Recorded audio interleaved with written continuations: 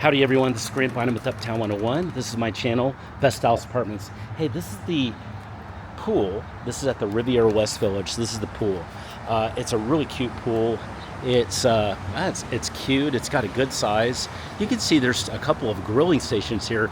Now this looks like a hut that should not only have grilling stations but some drinks. This is a really fun looking hut. So I think I'm going to tell the manager they need to add some margaritas there. But isn't this pretty? It's got all sorts of trees around. It's got some really great areas to sit and kind of chill and relax.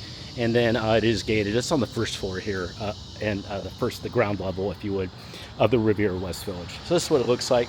By the way, almost on the other side of this, if you just walk another 100 feet, you're at the West Village in Dallas, Texas, in Uptown. This location is absolutely incredible. So you can swim here, go dry off and change clothes, and then go walk and have some dinner in the West Village, just right down there, like 3 or 4 minutes walking distance.